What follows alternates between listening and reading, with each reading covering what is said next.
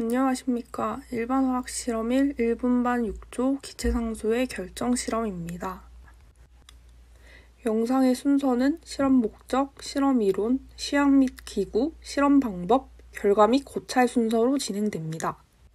실험 목적은 일정량의 산소 기체를 발생시켜 기체의 상태를 기술하는 데 필요한 기본 상수인 기체상수의 값을 계산해보는 것입니다.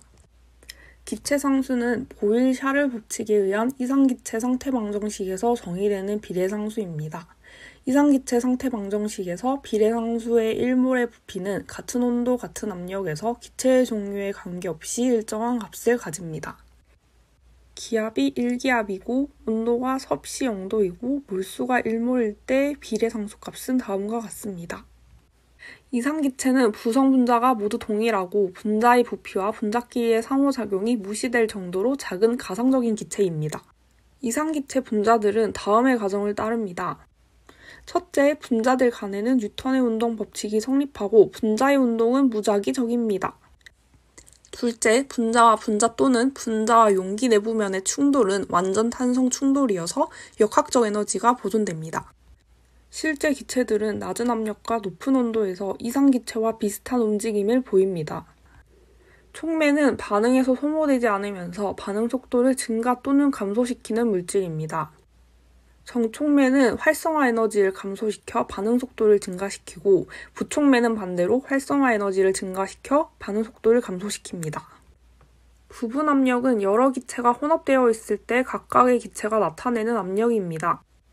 돌턴의 부분 압력 법칙에 의하면 혼합 기체의 전체 압력은 기체 각각의 부분 압력의 합입니다. 증기압은 증기가 고체 또는 액체와 동적 평형 상태에 있을 때 증기의 압력입니다. 인력이 작을수록 온도가 높을수록 증기의 압력은 커집니다. 다음은 시약 및 기구입니다. 염소산 칼륨의 정보는 다음과 같고 이산화 망가니즈와 같은 금속 산화물을 가하면 70도에서 산소 발생이 시작됩니다. 다음은 이번 실험에서 촉매로 사용하는 이산화 망가니즈입니다. 실험 기구는 파라필름, 온도계, 약수저, 고무마개, 시험관, 고무호수, 비커, 메스 실린더, 클램프, 삼각 플라스크, 스탠드, 그리고 알코올 램프가 있습니다. 실험 방법입니다. 먼저 그림과 같은 기체 발생 장치를 만듭니다. 이때 마개와 고무 간의 연결 부분은 파라필름으로 막아줍니다. 약 1g의 염소산 칼륨과 0.1g의 이산화 망가니즈를 시험관에 넣고 총 무게를 측정하여 기록합니다. 비커에는 약간의 물을 넣고 삼각 플라스크에는 물을 거의 가득 채워줍니다.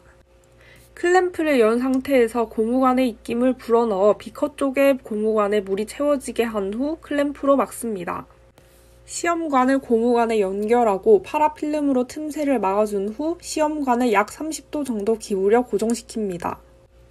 삼각 플라스크의 압력과 대기압 사이의 평형을 위해 조인 클램프를 열고 비커의 수면과 삼각 플라스크의 수면을 일치시켜줍니다. 이후 조인 클램프를 잠그고 비커의 물을 버린 후 다시 조인 클램프를 열어줍니다.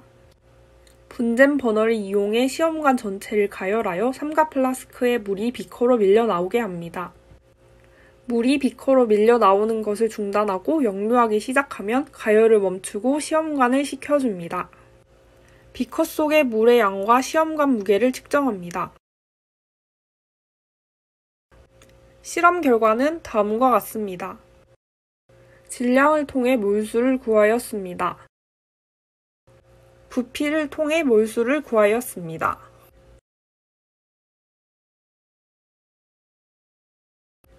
앞에서 구한 몰수로 기체상수를 구하여 주었습니다.